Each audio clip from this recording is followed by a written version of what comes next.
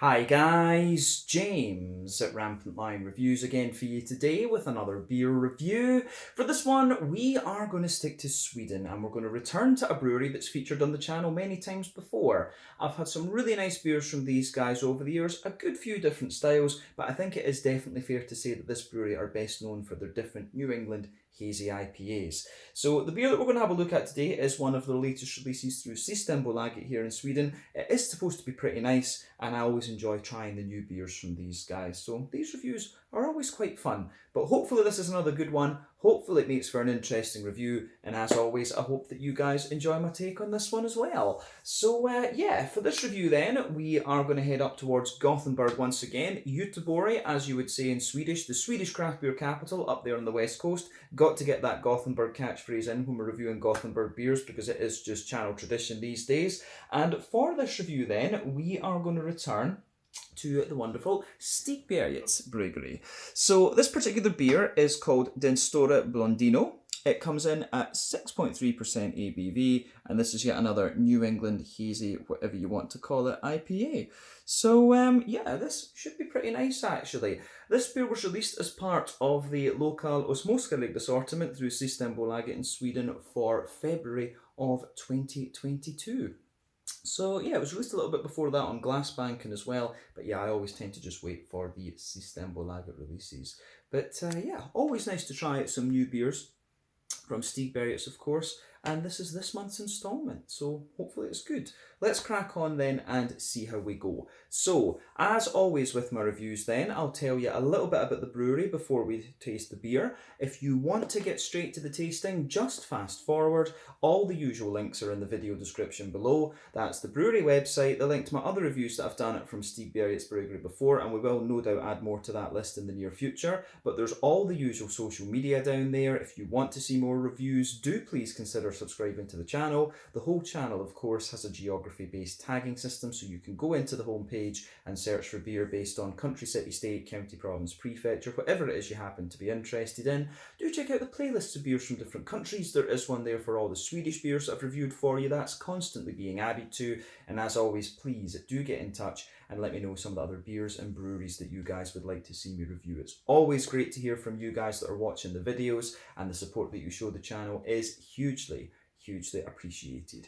So anyway, on to my brewery notes then to tell you once again about Stigbergets Bryggeri. So Stigbergets Bryggeri, as I've mentioned to you before, are based in Gothenburg, Göteborg, up on the Swedish west coast, and the company was founded by Nils Hultkrantz and Richard Simonsson. So these guys originally owned two bars that shared the one kitchen. This is the Bar Kino and the Hagabjörns Cafe, which can be found on Linnegatan in the city, and these opened back in 2007. But the building in which these things are located is actually an independent cinema, and I didn't know this until I actually went to visit it and filmed my out and about video. So the Bar Kino is in the basement and the Hagabjörns Cafe is in the atrium. So yeah, definitely worth going to check that out. But take a little look at my out and about video that I did at the Bar Kino. But originally the idea that they had was to brew a few beers that they could sell in the bars, but this led to them kegging the beer and selling it to other pubs before they eventually started bottling the beers in November of 2014. So their original beers were mainly English and German styles, but of course they really started to make their name when they focused on the more hoppy American styles of beer. The original head brewer was Ole Anderson, who is a co-owner of OO Brewing, and he stayed with them until about April of 2017 when he left to focus solely on OO Brewing, and he was the creator of the Amazing Haze and the GBG Beer Week beer for 2016, both of which were released under the Stigbergets name, and he also created the Narangi, which was released under the OO Brewing name. Those three New England IPAs, along with the new Sweden IPA from Opigårds, and if Brewski had something that was regular, those would be the kind of iconic, groundbreaking, could we say, benchmark New England IPAs in Sweden. But he was replaced for a short period of time by Barnaby Struve, who was one of the vice presidents at Three Floyds over in Munster, Indiana, quite close to Chicago in the US. And yeah, at that time that Ole Anderson left, the brewery went through some changes. So they moved to a new facility at Partihalarna where they were brewing 5,000 litre batches at a time, and they also began to work on some sour beers there as well. I think I still need to try a sour from Stigbergets. I'm not sure if I ever have. But they started selling their beers in the 440 millilitre cans as well, in contrast to the original 330 millilitre bottles that they had, and this means that they will be able to export a lot more, and they've been doing that as well. The brew team is now Ollie Banks, who used to work for Beavertown in London, and also Lucas Munreid, who previously worked for All In Brewing. But as of summer 2020, they are now in a new brewery in Ringen, and they're considering brewing some lambic beer there as well, which would be quite interesting. But there's also the possibility for swimming facilities, and they are working to kind of build this brewery up to be what they call an experience brewery. So I guess this is something that we will need to go and check out at some point in the future as well. They opened up a bar in Stockholm in April of 2020, and they also now have their own folk ale shop in Gothenburg as well. For those of you not living inside Sweden or in Scandinavia, of course, in Sweden, if anything is above 3.5% alcohol, it has to be sold in the Systembolaget stores, which is the government alcohol monopoly. Anything 3.5% and below can be sold privately. And so when we talk about a folk ale shop, that is what folk ale is, anything below 3.5%. But like I said to you, this brewery are known mainly for their different kinds of New England IPA, and as of February 2022, when I'm filming this review for you, these guys have produced 165 different kinds of beer according to Untappd, and that number will no doubt continue to increase. But that is everything I can really tell you about Stigbergets Bryggeri for the moment. We review this brewery very regularly, so I do try to keep up to date with what's going on there. But if you want to learn more about these guys, you can of course check out the brewery website. You can follow them on Facebook and Instagram to keep up to date with all the latest goings on, and you can check out the Rate Beer, Untappd and Beer Advocate pages to learn a little bit more about all the different beers that these guys have done. So let's crack on then and have a look at this beer itself. So I'll just have a little look at the artwork on this one before we open it up. It is pretty simple compared to what we normally get from Stigbergets, but there you can see it, Den Store Blondino. I'm not sure exactly what this is meant, what Blondino is. I looked it up in Italian because it sounded Italian and it just said Blondino. But yeah, I'm really not sure exactly what the name of this one is meant to mean. But as we said earlier, this one is a New England Hazy IPA coming in at 6.3% ABV. I believe it cost me 50 Swedish kronor, so that's about €5, £4.50 sterling, something like that. And I guess somewhere in the region of like $6 American. So that's a rough price estimate for you, for those of you across the world. But as we said, released as part of the local Småskalig assortment through Systembolaget in Sweden for February of 2022. So let's get this guy out and we'll get on with the tasting then. A 6.3% IPA. So yeah, it feels like a wee while since I've had a Stigbergets beer actually, and it has been a couple of days since I sat down and filmed a review. So I need to get a few more done because I came back with some goodies from Copenhagen. So yeah, we need to drink those while they are quite fresh. But yeah, this looks nice. This does look very nice. So there we are.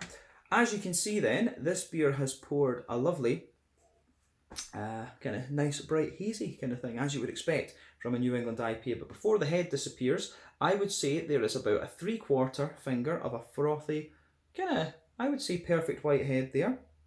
There's one or two big bubbles sticking toward the side of the glass, but not a lot visible, to be quite honest with you.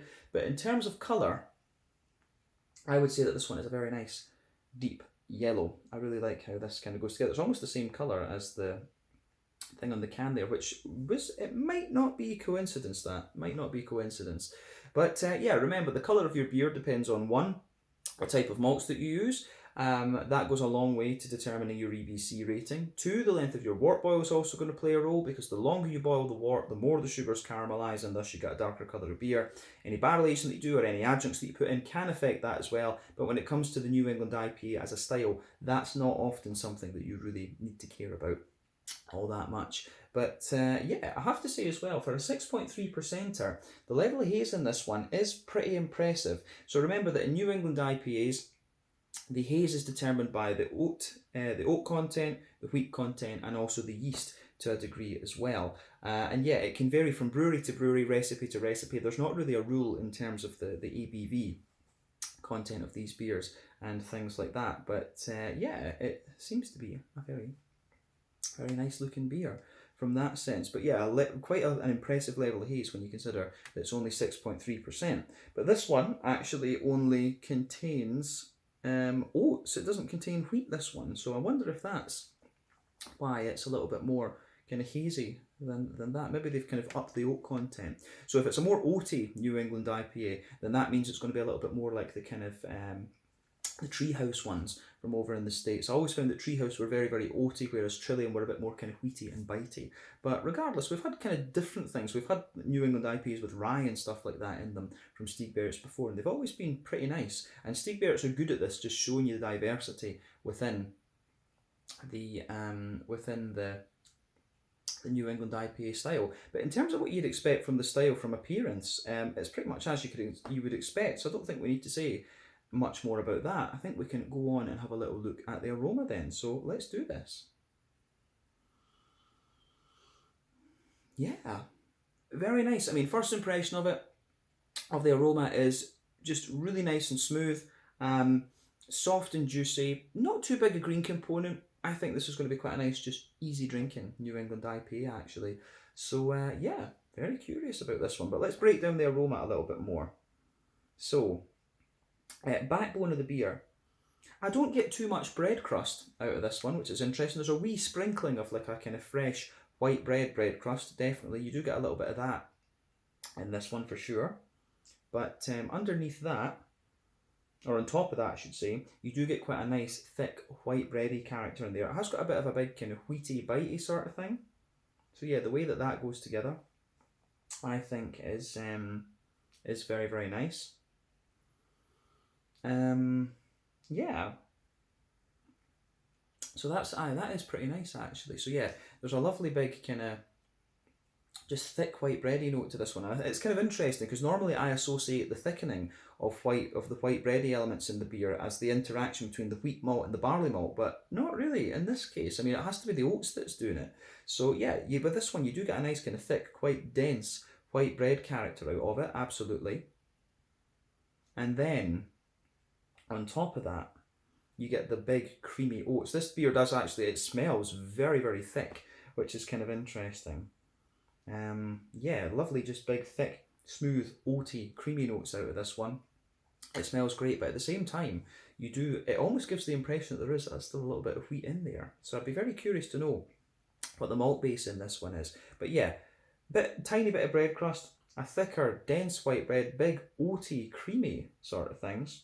And then you've also got a little bit of a kind of butterscotchy, butter candy type thing to this beer as well. But it's not too sweet. It isn't all that sweet. And yeah, as I've said to you before, for me, there's 6 different elements you need to think about with a New England IPA. They can be kind of, in America, they can be sort of yeasty and farmhousey, or rye leaning and grainy. It's a bit more common over there. But then you've also got the wheaty bitiness, the oaty creaminess, the barley malt leaning bread, and then quite often you've got a little bit of sweetness as well. So you can judge these things a little bit differently. There's quite a few different things going on here in some of these beers. But yeah, this one's got a big, thick, kind of creamy and smooth and slightly sweet malt base actually. I really like how this one goes about its business for sure. So it gets a big thumbs up from me. Yeah. This is great. Lovely, lovely aroma. So, yeah, on the, how would we say? I think we can say we've said everything we need to about the malty and kind of yeasty side of it as well. There are 1 or 2 tiny little woody undertones to it, but yeah, just white bread, bit of bread crust, big, thick, oaty creaminess, a little bit of that butter candy, butterscotchy sort of thing. And yeah, I think that's it. It's quite a straight shooting beer, this one, in terms of its aroma. Let's take a little look at the green component then, before we actually taste it.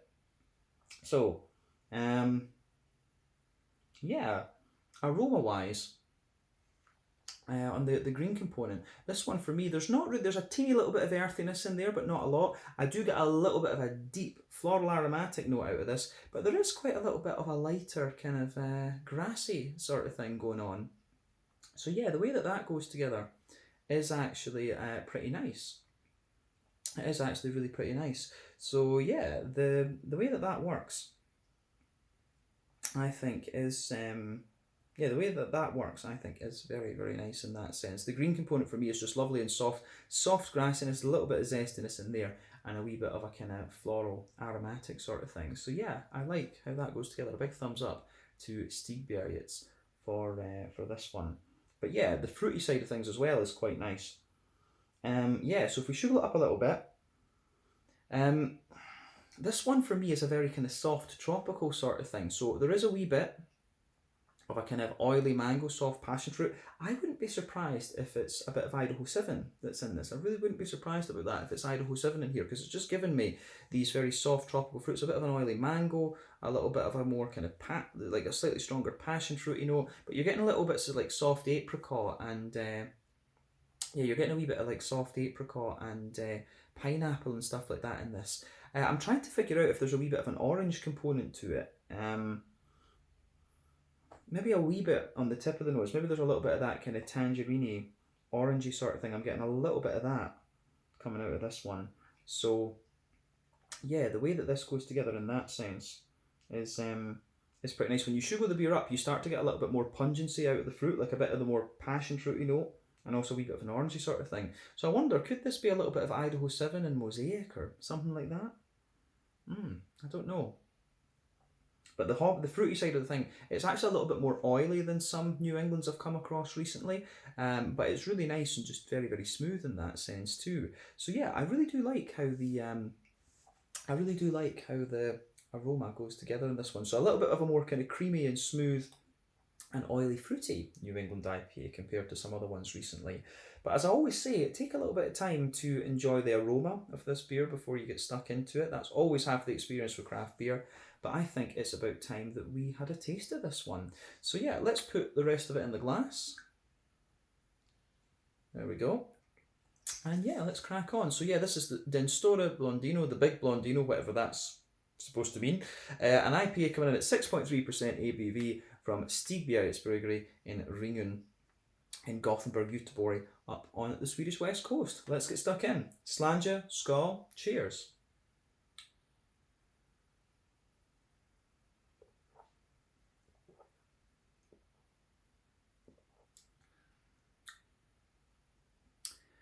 Yeah, that is pretty damn solid actually. A very nice beer, so it gets a thumbs up from me, absolutely.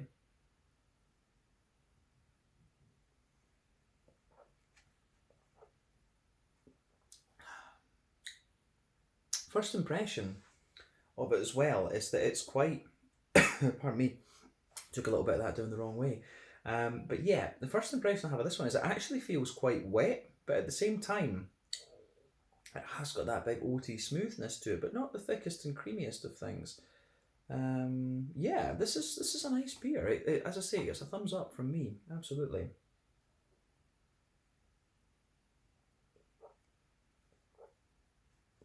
So, yeah, I think this for me is really quite solid. Is it my favourite New England IPA I've had from Stigbergets? Probably not. I mean, I think the Chronic is one that's always stood out for me, and then the King of was it the King and Queen of hops and things like that. Those ones were always very good as well. But it's another very nice, just solid, drinkable beer. This one, and you can't really ask for much more. There's so many New England IPAs out there these days. That it's a bit difficult to kind of really find one that kind of blows you away. But what Stigbergets have done is, of course, just created another solid example of the style. So you can't ask for much more than that from them. They know what they're doing. But let's break this beer down for you and describe the flavour a wee bit more kind of in depth.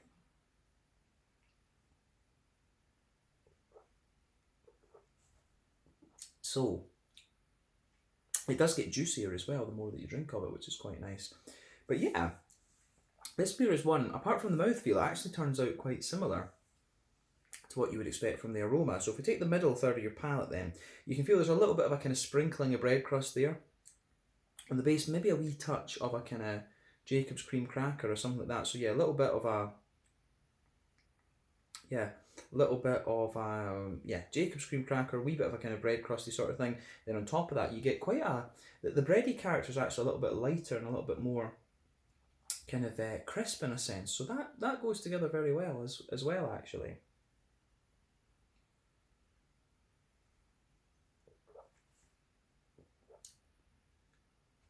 Yeah.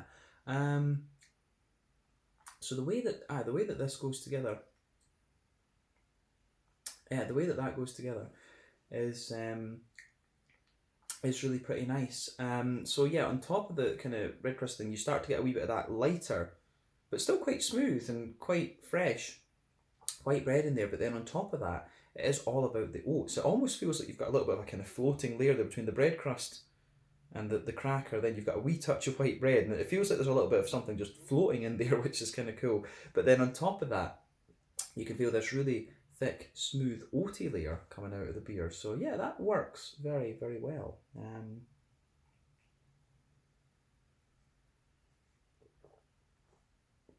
So yeah, that is very, very nice in this one. The beer, you know, the oaty creaminess, it's like a ring. It is a little bit like a ring, but it's a very smooth layer, so you can feel it actually feels a little bit lighter as you go down the middle line of your tongue, and then as you move out towards the toward the edge of the palate, it actually has a little bit more of a. It really does have a little bit of a more kind of how would we say? It just feels like it gets a little bit thicker the further out of to the sides of the palate that you go. But then on top of the in the middle of your palate though, and on top of that, you do get a little bit of that butter candy, butterscotchy sort of thing, and there's maybe just a little hint of a kind of McVitie's digestive biscuity element to this beer too. So I really like how all of that goes together. The malty side of things in this one is quite interesting. But yeah, let's have a little look at the. I don't think we really need to say anything else about the middle third of the palate. So let's go on to the back third of the palate and the yeasty side of things.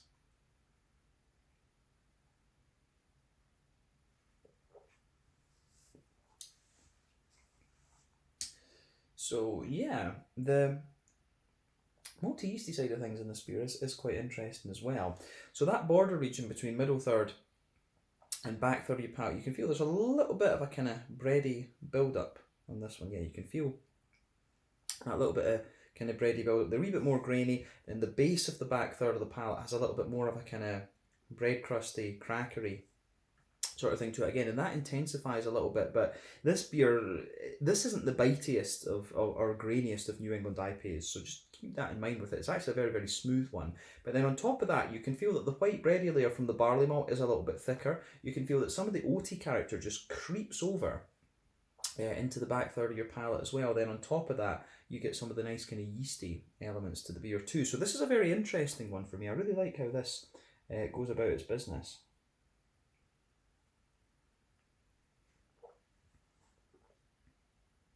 So,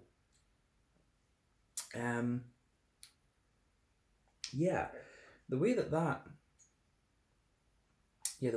goes about its business in that way is very nice too. So I mean, on top of the kind of bready part of the beer, you do have quite a big yeasty component with this one as well, which is kind of interesting.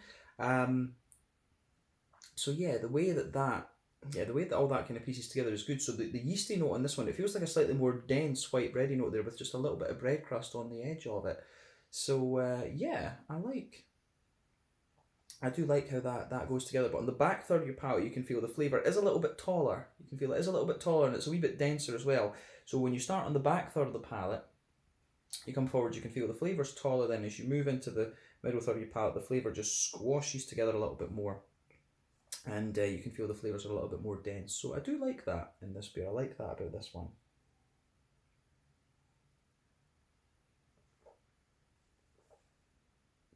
So, yeah, I think we can move on to the hoppy side of things now. So yeah, let's focus on the green component first. In the back corners of the palate, there's a little touch of earthiness in there, but not too much. As you move further forward, the beer actually does become quite bright and floral. It's got a nice little bit of a bright floral grassy component to it, so that's great. Round the front curve of the palate, it's a little bit lighter and more grassy and things, and yeah, that works. Again, pretty damn well in this one. So, pardon me, yeah. How would we say? I think yeah, on the front corners of your palate, you feel it's not a kind of, it's not like a sort of spicy floral aromaticity that you get out of this one. It's just a little bit kind of bright, but then the grassy side of the beer develops a little bit of zestiness the further that you go into the aftertaste with it. But I like that. I really do like that with this one. So on the, I think on the fruity side of things then, let's focus on the front third of the palate. The border region between front third and middle third of your palate, you do get a little bit of a more kind of, you get a little bit of a kind of bready build up with this one. Then the base of the front third of your palate is a little bit more kind of smooth, and it is a little bit of a more kind of smooth, just white bready sort of thing, but you can feel some of that oaty creaminess in there as well. So yeah, I do like that in this beer. It does go together very, very well. But yeah, on top of that, you get that nice oily bubble where those juicy fruity esters just roll their way out of the beer. And I think it works. I do think it works pretty well on this one. The fruit does have that, it has a little bit of that smooth, creamy sort of thing to it, but again, it's quite oily. So let's go through the fruity side of the beer and see what we can get.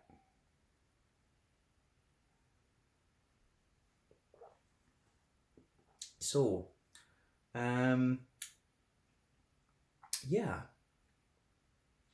When we start at the back of that front third of your palate, there's a wee bit of a kind of, there is a wee bit of a, how would we say, a more passion fruity sort of thing. You do get a little bit of that more oily passion fruity kind of vibe out of this beer. But then as you move further forward, it really develops to be a little bit more of a, kind of juicy mango sort of thing. But then underneath all of that, you get those kind of soft apricot-y, pineapple-y, papaya type things. I really think there's Idaho 7 in this. There's just something in my memory is setting me off and thinking, yeah, there's Idaho 7 in this. But then as you move into the front half of the front third of your tongue, I think it could be a little bit of Sabro or something, because it does have a wee bit of that almost coconutty sort of thing, and that very light orangey note coming out of it. Yeah, I think it could be Idaho 7 and Sabro that's in this one. And that would suit it, you know, those two hops. Idaho 7 has that very kind of soft thing. I'd love to see how Idaho 7 behaved in a West Coast IPA. That would be very interesting. But yeah, Sabro gives you that kind of soft element too because of the coconutty vibes that it has. But yeah, this is a really interesting beer. It has made me think a little bit differently. About using oats and, you know, the contribution that wheat has in these beers too. But yeah, I mean, this is nice. It is a very just soft, oaty, smooth, kind of creamy New England IPA, this one. And I like it. Something a wee bit different from Stigbergets. And I do like it how they show you, you know, how they, with their recipe development, they show you different sides to the beers every month. So yeah, well done to them. Let's round off this review then with a wee look at the mouthfeel.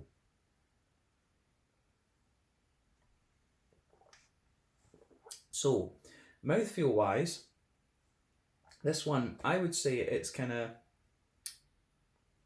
it's kind of at the top end of mid-bodied. The carbonation is quite smooth. It's quite thick and creamy at the same time, but it does have a wee bit of a lightness to it. You can feel it has a wee bit of a wet mouthfeel.